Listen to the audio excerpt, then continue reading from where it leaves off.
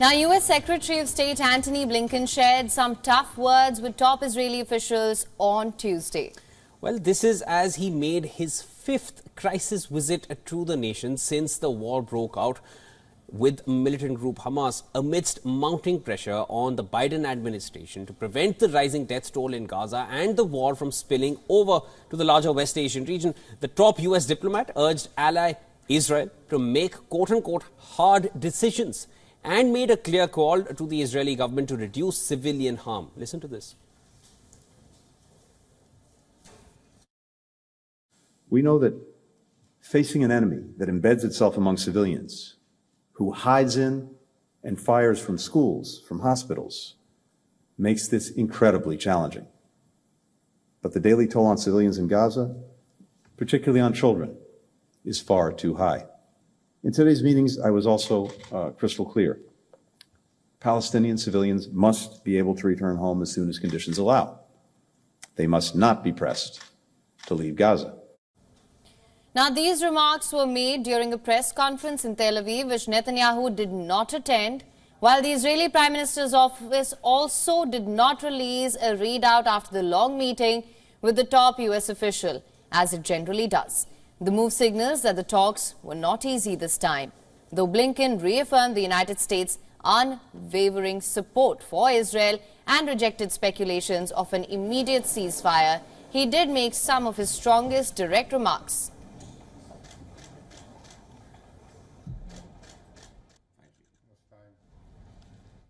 And Israel must stop taking steps that undercut Palestinians' ability to govern themselves effectively. Extremist settler violence carried out with impunity, settlement expansion, demolitions, evictions, all make it harder, not easier, for Israel to achieve lasting peace and security. Israel has so far ruled out calls to allow the internationally recognized Palestinian Authority to govern both Gaza and the West Bank. Blinken, who visited Saudi Arabia, UAE and Qatar prior to his stop in Israel, said that Arab leaders are ready to live with and integrate Israel in the region in a way that everyone feels secure. These words signal that Arab-Israeli normalization talks might not be off the table. However, Blinken added that only through a regional approach that includes a pathway to a Palestinian state, this goal could be achieved. While tense talks were ongoing in Tel Aviv, many protesters took to the streets calling for a ceasefire in Gaza to allow for the release of the hostages. Out of 250 hostages that Hamas took on the 7th of October, Israel says 132 of them remain captive, including at least 25 believed to have been killed. 35 years old.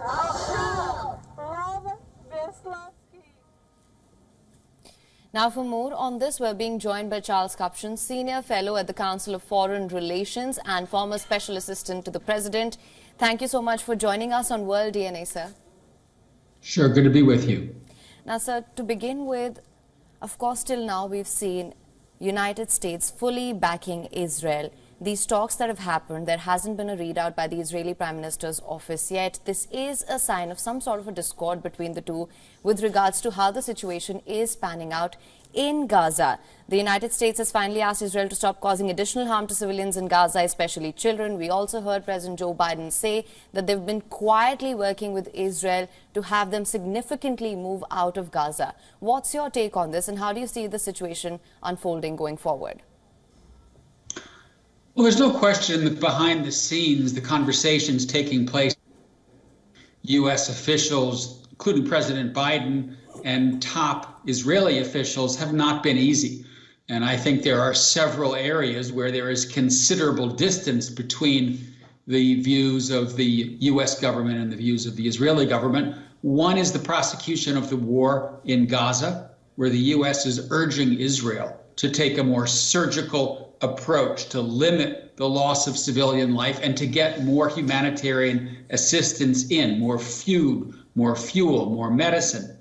A second issue is the north, where I think some in the Israeli government would like to use military force to push Hezbollah further north into Lebanon, away from Israel's border. I think the United States wants to prevent an escalation in the north.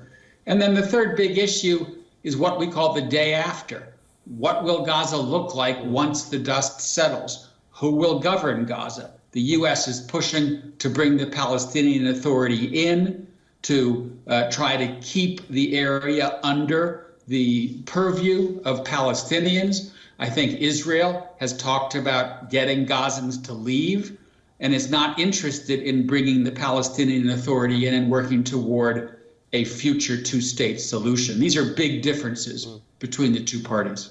Mr. Kupchan, I also wanted to get your thoughts on this. Now, it's Blinken's 5th visit to Israel since October 7th. It's his 4th West Asian tour. What has changed now, or I would say what has compelled him to now take this kind of a tone with Israel, to asking them that they must stop? Was it not necessary to say this earlier? And children have been dying in Gaza since the first week of the war. Now, of course, we've heard Blinken saying that the death toll of the children is also a big concern. But it was always a concern. What has caused that change in stance now? Well, you know, the U.S. has been telling Israel from the very beginning, we stand with you, but don't overdo it. When Biden went to Tel Aviv not long after the war began, he said to Netanyahu, don't make the same mistakes that we made after 9/11. Don't act out of anger. And now that we've seen this war go on for multiple months, now that we've seen the death toll in Gaza go over 20,000, including women and children, that message has become more urgent. And I think we haven't yet gotten to a point where the United States is willing to twist arms, to withhold aid, for example, if Israel doesn't begin to change its strategy. But right now, it does appear that Israel is listening and changing. It is withdrawing troops from the north of Gaza. It is talking about getting more humanitarian assistance in.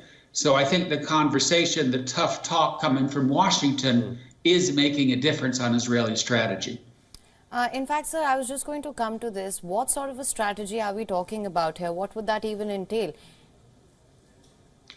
As far as we can tell, we're seeing a reduction in troop numbers in the north to focus on the south. Some Gazans are actually returning from their evacuation sites in the south to the north. It may be that over time, the fighting in the north dies down because Israel deems that it has largely dismantled Hamas's military capability in that area. It has yet to apprehend the key leadership. As far as we know, there are many Hamas fighters, many Hamas weapons in tunnels underneath southern Gaza. So the fighting will likely continue to a large extent in the south. When do we begin to pivot to a rebuild, reconstruct, talk about the future of Gaza? Don't know. But my guess is that the fighting will continue for at least another month before we see the conversation begin to focus on post-war reconstruction and governance. Another month, and here's hoping that's the end of it, or at the earliest, if not till then. That was Mr. Charles Kupchan joining us on A World DNA from Washington, D.C. Thank you so much for joining in, sir. Pleasure. Good night.